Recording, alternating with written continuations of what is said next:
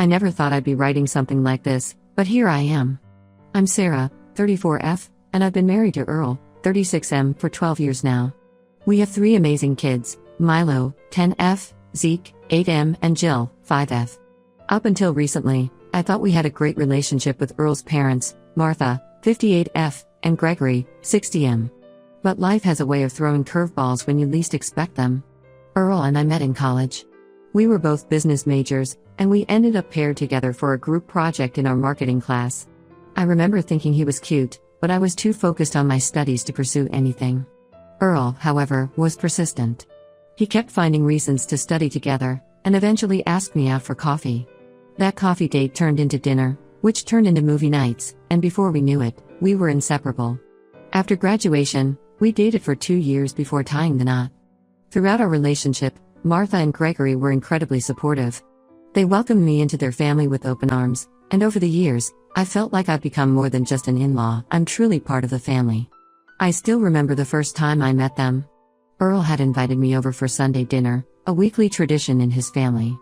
I was nervous, but Martha greeted me with a warm hug and immediately put me at ease. Gregory cracked jokes all evening, and by the end of the night, I felt like I'd known them for years. When Earl and I got engaged, Martha was the first person I called after my own mom. She cried tears of joy and immediately started talking about wedding plans. She and my mom became a formidable wedding planning duo, and the day wouldn't have been nearly as perfect without their efforts. After we got married, Martha and Gregory continued to be a big part of our lives. They were there for the birth of each of our children, always ready with a helping hand or a home-cooked meal. When I went back to work after my maternity leave with Milo, Martha offered to watch her 2 days a week so we could save on childcare costs. It was an incredibly generous offer, and it allowed me to ease back into work without worrying about Milo. Our life was pretty standard until about 6 months ago when Earl got a big promotion at work. He's now a regional manager, which is great for his career but requires him to travel extensively. He's often away for weeks at a time, which has been a huge adjustment for all of us. I've taken on more responsibilities at home, and Martha and Gregory have been a godsend, helping out with the kids whenever they can. Last month, Martha and Gregory invited us all over for a big family dinner to celebrate Gregory's 60th birthday. It was supposed to be a joyous occasion, with all the extended family coming together. Earl couldn't make it due to a work trip, but I went with the kids, excited to spend time with everyone. The dinner started off well. We all helped prepare the food, and the atmosphere was festive. I made Gregory's favorite apple pie, a recipe he taught me years ago. As we cooked, we reminisced about past family gatherings and shared funny stories. It felt like old times. However, as we sat down to eat, I noticed something off. The conversation seemed to flow around me rather than include me. At first, I brushed it off, thinking I was just being sensitive due to Earl's absence. But then I realized that every time I tried to join in, someone would change the subject or talk over me. It was subtle, but it was definitely happening. But then things took a turn for the worse. As we finished dinner, Martha stood up to make a toast. She spoke about family, love, and then, to everyone's surprise, she mentioned their dog, Max, who had passed away a few weeks ago. I was shocked. I hadn't heard about Max's death. I loved that dog. He reminded me so much of my childhood pet, a golden retriever named Buddy, that I often offered to walk him or dog sit when Martha and Gregory were busy. I have so many fond memories of Max. When Earl and I were still dating, Max would always greet me at the door with excited barks and a wagging tail.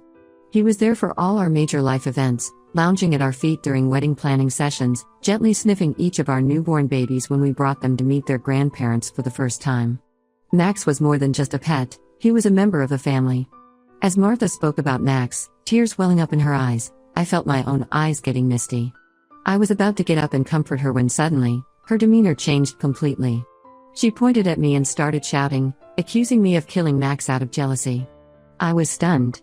Martha claimed that I had always been envious of her relationship with Max because he reminded me of Buddy.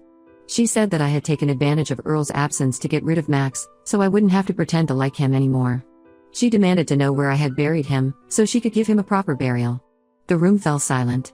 I looked around, hoping someone would speak up, tell Martha she was being ridiculous. Instead, I saw judgment in their eyes. My sister-in-law, Connie, 38F, and her husband, Mickey, 40M, even moved their chairs away from me. Connie suggested I should go home and let the kids stay with her for the night. I was too shocked to argue.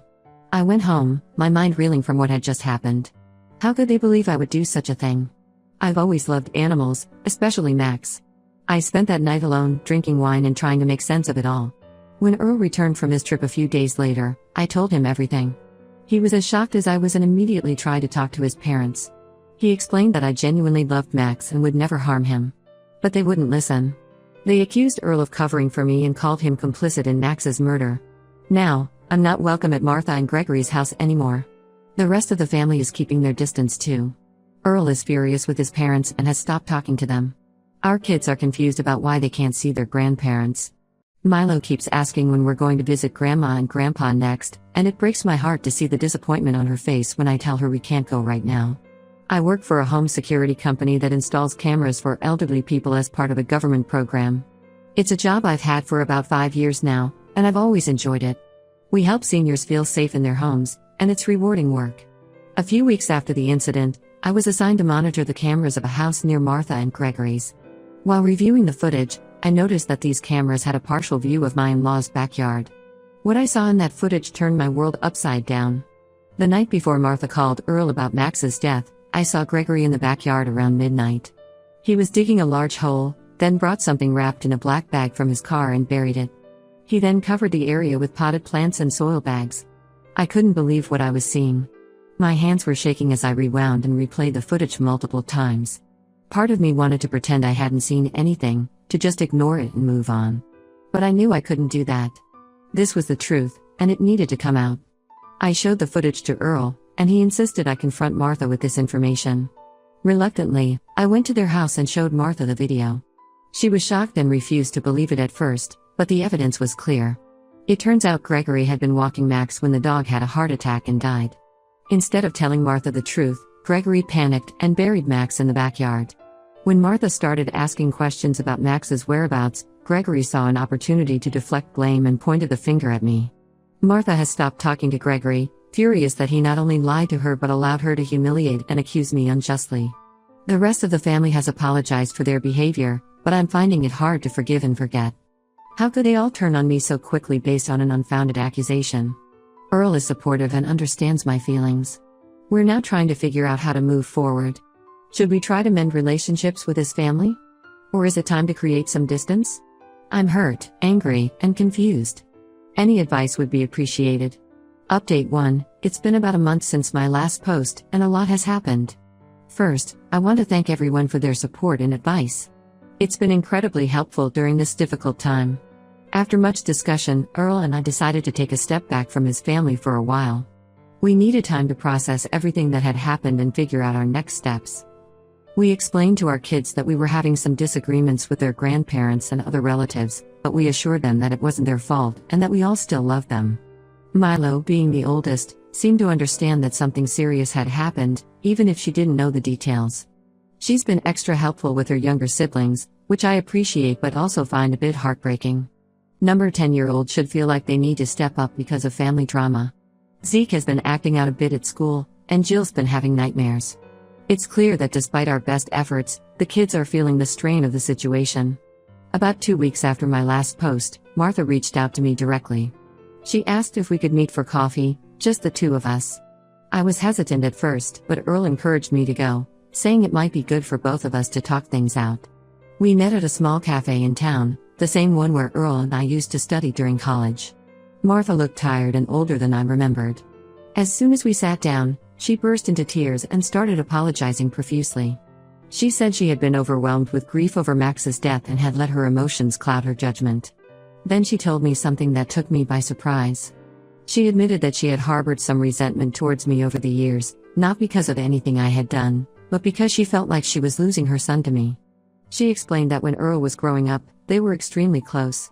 He would tell her everything, seek her advice on all matters. But after we got married, naturally, I became his primary confidant. Martha said she knew it was normal and healthy for Earl to prioritize his relationship with me, but a part of her mourned the loss of that special bond she had with her son. When Earl started traveling for work, those old feelings of resentment resurfaced. She felt like I was taking over the role of family matriarch, especially with how much I was helping with the grandkids. When Max died, all those negative emotions exploded, and I became an easy target for her grief and anger. She told me that she and Gregory had been going to marriage counseling to work through their issues. Gregory had admitted that he panicked when Max died because he felt responsible. He had been distracted on his phone when Max wandered into the street and got hit by a car. The heart attack story was a lie he made up on the spot. As Martha spoke, I found myself remembering all the good times we had shared over the years. The cooking lesson she gave me when Earl and I first got married, the time she stayed with us for a week after Jill was born to help out, the countless family dinners and holiday celebrations. It was hard to reconcile those memories with the woman who had accused me of killing her dog. I listened to everything Martha had to say.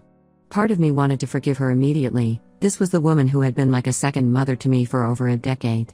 But another part of me was still hurt and angry. I told Martha that while I appreciated her apology, I needed time to think things through. When I got home and told Earl about the meeting, he was supportive but cautious. He said that while he was glad his mother had apologized, he was still angry about how quickly everyone had turned on me. We agreed that we'd take things slow in rebuilding our relationships with his family. Over the next couple of weeks, other family members started reaching out. Connie and Mickey invited us over for dinner, where they apologized in person for their behavior at Gregory's birthday party. It was an awkward dinner, to say the least. The kids played together, seemingly oblivious to the tension between the adults. Connie explained that she had been caught up in the moment at the party, and in hindsight, she realized how irrational the accusation against me had been. Mickey mostly stayed quiet, but he did apologize for moving away from me at the dinner table. Earl's younger brother, Alex, 32M, who hadn't been at the party, called to say he was sorry for believing the accusations without talking to us first. He admitted that he had heard the story secondhand from Connie and had jumped to conclusions without getting all the facts. Alex has always been a bit impulsive, so his reaction didn't surprise me, but his apology seemed genuine. Gregory, however, has remained distant. Earl's had a few short phone conversations with him, but Gregory seems too ashamed to face me directly. Martha says he's struggling with guilt over the whole situation. Part of me feels sorry for him. I can't imagine the burden of carrying such a secret, but another part is still angry at how his lie snowballed into this huge family rift. As for our kids, we've started allowing supervised visits with Martha and Gregory. We're taking it slow, making sure the kids are comfortable and that there's no tension when we're all together. The first visit was at a neutral location, a local park. We kept it short, just an hour of playtime followed by ice cream. The kids were excited to see their grandparents, and Martha and Gregory were on their best behavior, showering the kids with attention and small gifts. It's a process, and some days are harder than others. There are moments when I remember how quickly they all turned on me, and it still hurts. But we're taking it one day at a time, trying to rebuild trust and move forward. I'm still not sure what our family dynamic will look like in the long run, but I'm cautiously optimistic. Thank you all again for your support. I'll update again if there are any significant developments. Update 2, it's been another month, and I wanted to give you all an update on our family situation.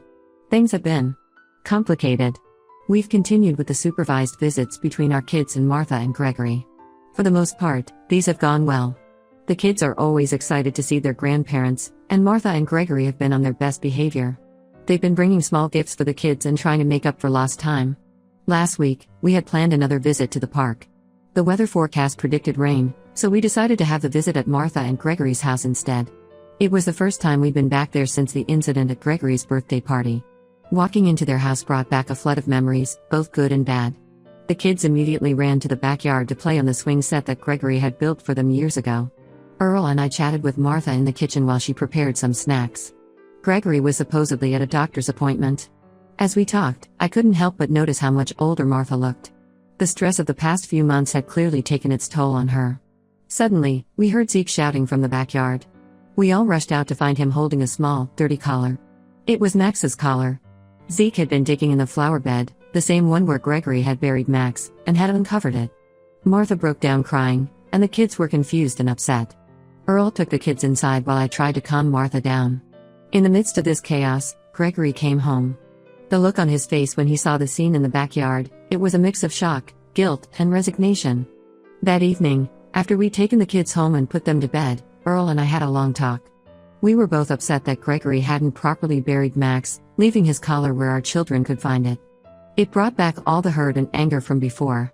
We decided to take another step back from Earl's family. We've suspended the visits for now, explaining to the kids that Grandma and Grandpa need some time to take care of some grown-up problems. They were disappointed, but seemed to understand. Milo, ever the perceptive one, asked if it had something to do with the collar Zeke found. We didn't want to lie to her, So we explained in simple terms that finding the collar had brought up some sad feelings for everyone, and we all needed some time to process those feelings.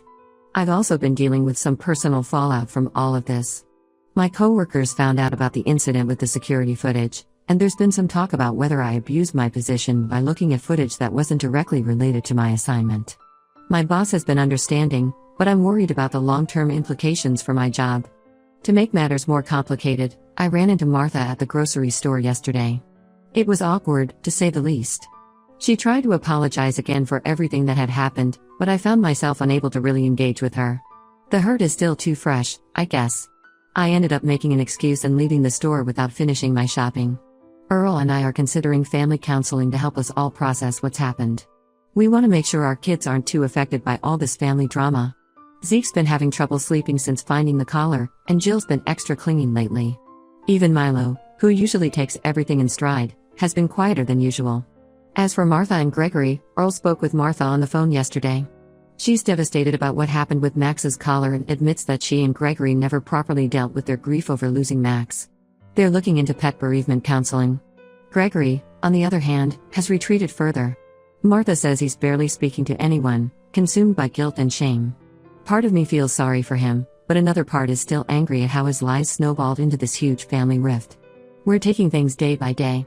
Right now, our focus is on our kids and on healing as a family unit. We're not sure what our relationship with Earl's family will look like going forward, but we know we need to prioritize our own well-being first. Thank you all again for your support and advice. It really helps to have a place to share these updates and get feedback. I'll post again if there are any major developments. Update 3. It's been about 6 months since my last update, and I wanted to share some final thoughts on this whole situation. After the incident with Max's collar, we decided to seek family counseling. It's been incredibly helpful for all of us, especially the kids. They've had a safe space to express their confusion and hurt over the family conflict, and we've learned better ways to communicate with them about difficult topics. Milo, in particular, has really opened up in these sessions. She admitted feeling responsible for keeping her younger siblings happy during all the family drama. Our therapist has been working with her on understanding that it's not her job to manage her siblings' emotions. Zeke's behavior at school has improved, and Jill's nightmares have become less frequent. As for Earl's family, we've slowly been rebuilding relationships, but things are different now. We've had several family meetings, mediated by a therapist, to work through our issues. It's been tough, but we're making progress. Martha and Gregory have been going to individual and couples therapy. Gregory finally opened up about his actions and apologized to me directly. It was a difficult conversation, but it felt like a necessary step in moving forward. He explained that his fear of disappointing Martha had led him to make a series of bad decisions, snowballing into the mess we found ourselves in. We've resumed family gatherings, but they're smaller and more controlled now. We recently had a barbecue in our backyard, the first time we've all been together since the incident. It was tense at first, but as the day went on, things started to feel a bit more normal.